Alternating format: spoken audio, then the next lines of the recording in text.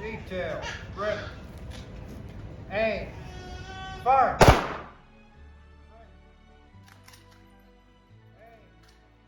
Fire. Ready.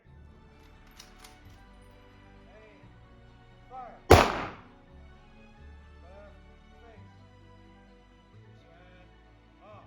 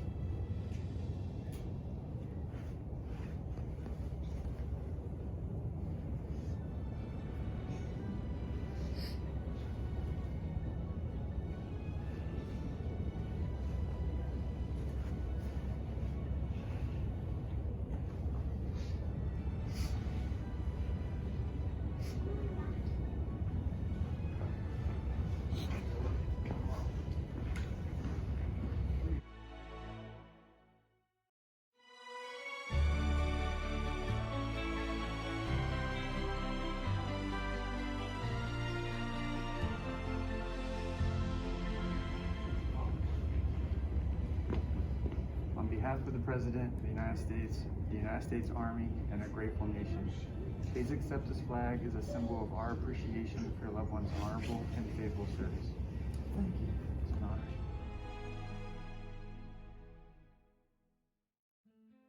On your Verl Sterns service, this grateful nation. God bless you and give you comfort in this time.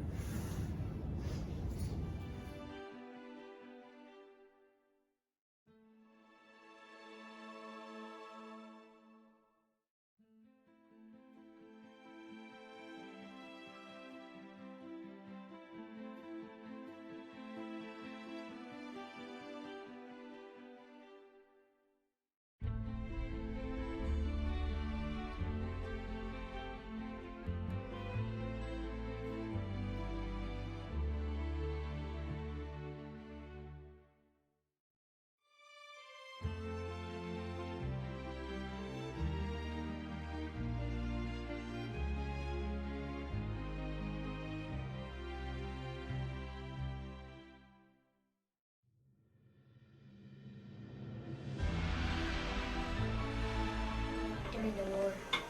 During the war? Yeah.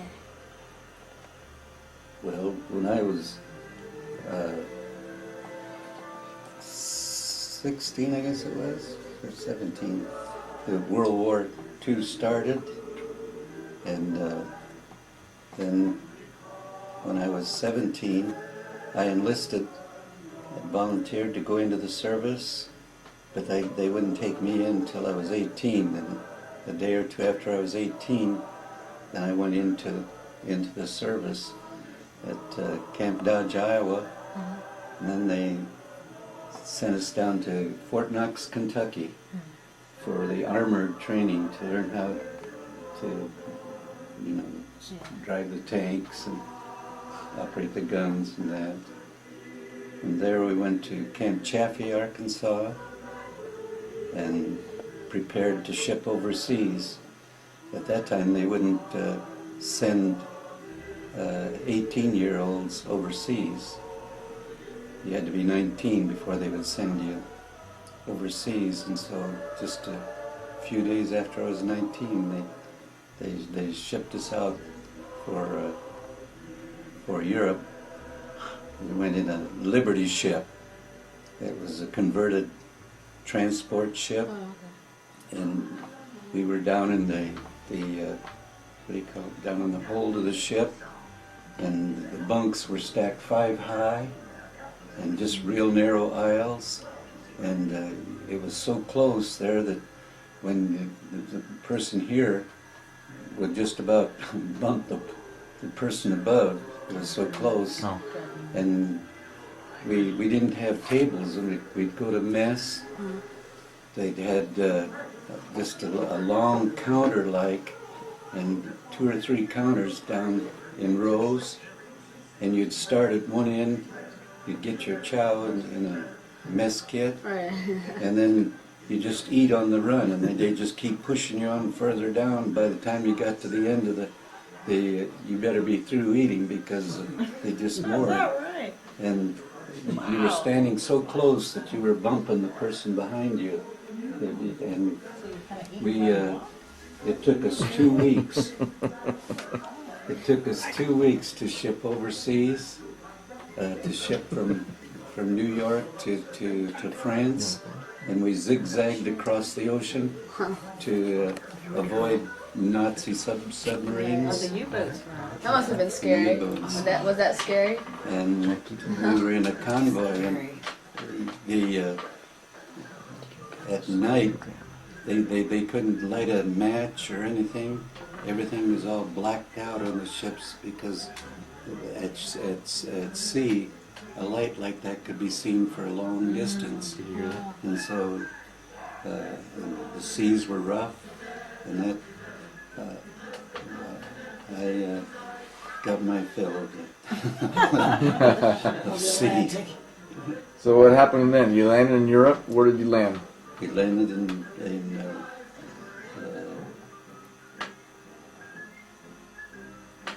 can't think of the town now, but on the coast of France. And then that was during the Battle of the Bulge. It was just started, the Battle of the Bulge, and we went to not a castle. What do you call those? No, chateau. A chateau. It was they had taken over this big chateau, and so that we could get our guns all prepared, because all the guns were packed in Cosmoline, shipping overseas. Because of the salt water, they would rust coming across the ocean 2 weeks in the sea. So we had to take time to get everything, all the guns for the tanks. I've never heard that before. Pardon me? I've never heard that story before.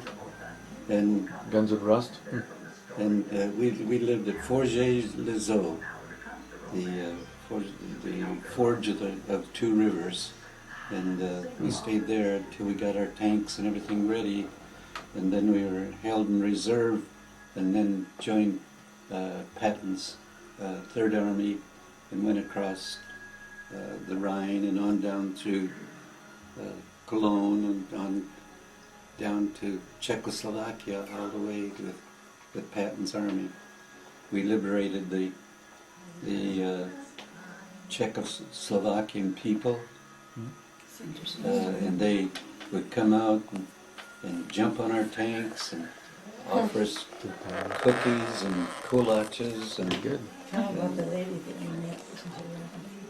there was this was just as we had liberated Pilsen, and they would come and you know, our tanks were all stopped in not parked, but we were in formation. And they would jump up on the tanks and hug you and kiss you and cheer you, you know, and in our tank, a woman and her son jumped up on our tank, crawled up on it really, on the tank, and I couldn't speak but just a few words of Czech, but our tank driver, he was Polish, and the Polish language is very close to the Czech language, so he could understand, so he interpreted for me. And this lady, her brother lived in Ely, Iowa, or Solon, Iowa, I can't remember which one, but it was just about 14, 15 miles from my hometown, Cedar Rapids. And she hadn't heard from him all during the war because the postal service, you know, they'd broken down. And so she wrote a letter to her brother, and I enclosed in my letter and sent it home to my dad. My dad then took it down to this man, and then he in turn would communicate back. And so I had a special place in her heart. She bring me all kinds of goodies. And that's where Dad met Mom. Not over there. Dancing on the tank, Mom. She's a secret Czech. She's secretly a Czech. I couldn't say many words in Czech, but I remembered when I was a boy back home, we lived in a Czech community, and one lady that couldn't speak English, she would teach me some Czech words, and she taught me Hezka slečno, dej mi hubičku. So I exercised my Czech language on this people. It was a pretty girl gave me a kiss. He got lots of kisses, Michael. He got lots of kisses on me. Pretty girl. You should learn that one. Do it. Since you're a hottie. Yeah. Hey, baby. Hubba, hubba. So ask. Yeah. Okay. Go over and stand by him. You and Dave, Michael. Go stand by Dave. Grandpa. Tell us the story. Yeah, where'd you go, Grandpa? Tell us the story. Yeah, where'd you get this? This Nazi. Oh, look at that. Bring it over here. I can't see the camera. My goodness. We overran a Gestapo headquarters, and they fled so quickly. They left their guns and all of their equipment there, and I got a Browning 38 revolver, practically brand new. It was and they had all these guns. We had one sergeant that he had a duffel bag full of souvenirs that he picked up. He threw away his clothes, threw away his equipment in order to bring home souvenirs. Is that right? And they always said that the Russians fought for power, the British fought for glory, and the Americans fought for souvenirs. That was true. This was one of my souvenirs. Oh, really? That's cool. Souvenirs. The armband, Wow. the yellow armband for the Gestapo. Hey, Michael. That's like piece of the game there. Yeah. And like. That's neat, Dad. So what was it like? You overran the Gestapo headquarters? Were they in there? They had just fled. They fled? You know, as we came in there, then they But did escaped you what? the best they could. Did you bomb them first with your tanks? No, we in the town, shelled the town, but you know, they hide out as long as they can and then take off. So. But That's why Dad likes Europe so that's why he loved to go back to Europe. So that flag is how old there? What year was that? Yeah, how old? how old was I? Yeah. No, the flag. Well, no, when you got that flag there. How old's that flag? 19 years old when you overran the Gestapo? Yes. What year was that, So Grandpa? what year was it? 19, so he would be It was 1940. 26. You were War ended in May 6, 1945, wasn't it? 26 and 19. The bulge like Any more questions? 44. So this would be this would be in 45. Oh, 45. See, So you had that about 40, 45, in the early Wow. part of the year. 50, Yeah. That's amazing. 55, almost 60 some years old. We went into Pilsen, Czechoslovakia. That's where they have the Skoda arms factory, big factory. We made all the weapons. A lot Oh, wow. of the Nazi weapons were made there at this big factory. And then that's the home of Pilsner beer. And you know they have the Pilsner beer. And it's all started there in Pilsen, Czechoslovakia. Wow. Grandpa liked the Czechoslovakian people. I always told him he should have But married one of we those had Czech to wait girls. there. We could have taken all of Czechoslovakia, but because of Roosevelt and Stalin's agreement, we had to wait there at Pilsen, Czechoslovakia, till the Russians came from the east and ran to take about 2/3 of Czechoslovakia. And so that could have all been Could have been. free, but instead that all turned communist, the eastern part, and we was hard on those liberated the people. western part. Now, did you ever meet the Russians? Did you ever? We met them that How were they? very rough and just rough speaking. We couldn't speak their language, Right. but they were cruel. The Russians were against the Germans, Americans, and men that were in their 60s. That The Germans were 60s.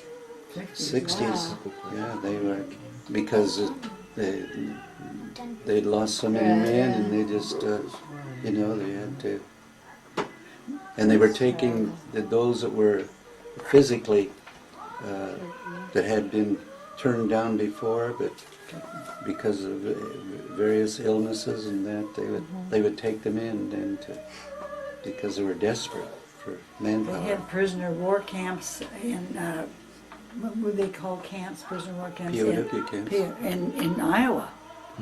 Really? There were some prisoner of war camps in Wow. Belmont, wasn't it Belmont, Iowa, over there? They had several around. So tell us about when you came back. About what's his name? Bob DeWeese. Tell us that story. Sitting on the stairs. Oh, well, You're a Presbyterian. that was after the war was over, He was home. and Bob DeWeese, well, it started earlier than that. Charles Leeming, who was pastoring the Open Bible Church in Waterloo, Iowa, had a radio broadcast, and at that time we just had battery radios, but I'd listen to Charles Leeming every morning before I'd go to school. That was in the early days of the war. They'd come on with the theme, "In desperate days, have faith in God. You'll find it pays to have faith in God. His word is true, He'll see you through. Have faith in God, have faith in God." And so I'd listen to him, and then they announced that they were going to have a camp meeting up in Waterloo, which is about 65 miles from my hometown. Somehow I got up there to go to the camp meeting and got acquainted with them. And we were still in the Presbyterian church, going to Presbyterian church. I was teaching Sunday school. My dad was Sunday school superintendent, and he was an elder in the Presbyterian church. And so after I came back, then they announced on the radio that Bob DeWeese was going to come to Cedar Rapids and start an Open Bible Church in Cedar Rapids. And so they were beginning the meeting on a Sunday afternoon in a second-story building downtown. And that Sunday afternoon, I was waiting on the steps for the doors to open. and I never went back then to the Presbyterian church. The Presbyterian elders came and tried to persuade me that I was getting into all kinds of error and problems, but I stayed in the open Bible, and then later on, when they crowded my folks out of the Presbyterian church, then they came in and joined the open Bible. What's neat about that, John, is that I was in Mason City. I was supposed to be 3 years younger than Dad. You know, I was just still quite a bit younger. But my grandma Gorm, Yeah. and her daughters, my aunt Frida is still living, they would listen to Charles Leeming early in the morning, that same radio broadcast up there. And Frida would listen to it every day before she went to work. And Brother Charles Leeming was a shirt-tail relation of my grandmother. Oh. You know, just sort of shirt-tail in the family somehow. But I remember that radio broadcast too. So Dad's roots and my roots, spiritual roots, are a lot the same, you know. That's why I think it's kind of neat that the Lord brought us together. It's neat. You know, we liked the same thing, we shared the same calling, we had the same interests. That's very important too, I think. Yeah. All right. Well, there were 91 veterans of World War II that were invited to take the trip to Washington, D.C. to see the World War II Memorial and the other memorials. And each of the veterans would have a caretaker that would go along with them. And so we left on a Saturday morning from the airport south of Bentonville, Arkansas, at 8 o'clock in the morning. There were 141, I think, total on the plane, 3 doctors, and excuse me, 2 tour leaders. And as the plane taxied away from the gate, there was 2 water cannons, one on each side of the plane, that shot an arc of water over the plane as a salute to the World War II That's awesome. veterans. And as we walked down the ramp to the plane, the crew of the plane and also the workers, the airport workers, cheered us and were shouting thank you. There were flags and buntings and all. We arrived in Washington, D.C., and as we got out of the plane, there was a welcoming group there from Arlington, Virginia. A band was playing. They were waving flags. They were clapping and saying thank you, and they would shake our hands. And there was one boy about 12 years of age that was there waving his flag, and I just felt impulsively that I wanted to go over and just hug him and express my appreciation to him. And so as we got off the plane, and then we're in the lobby of the airport there, the passengers from all the other flights, commercial flights, they stood in amazement, with all these veterans and all of these, and all of us with our white caps and our white T-shirts. The T-shirts were given to us by Walmart and Tyson Food, who gave money for the flight. They provided then these things for us, and so we were quite an amazing sight. We boarded the buses, and there were 9 different groups of veterans, honor groups from different parts of the United States who converged on Washington that day. And with our group had 3 buses, tour buses, and each of the group had their own buses. And then we were crisscrossing all places of the different memorials and different sites. And we went to the World War II Memorial. Yeah, we got about a minute left in this tape. What was your best memory? I think the welcoming that we received in Washington, D.C., and then when we came back into the airport that night in Bentonville, or the Highfield Airport, the group there, as we came down the escalator, down in the lobby, there was an honor guard standing there at attention as each of the group of veterans came down the escalator, and people standing on all sides, and they were shouting, USA, USA, and signs that God bless the veterans of World War II, and that's awesome. They were shouting thank you, and High school cheered kids us. were there, young And, people, a lot of young people. And so Shirley and Debbie Robertson were there, and I was surprised to see them. I didn't expect them to be there. But it was a trip of a lifetime, really, to see veterans who were in some wheelchairs, some walking with canes, some who, there were 2 tour directors on the flight. One of the tour directors was from Kansas. He was a teacher. Each of them had paid their own way for the flight, along with the doctors had paid their own way, and each of the escorts had paid their own way. But the man from Kansas carried a flag, folded flag.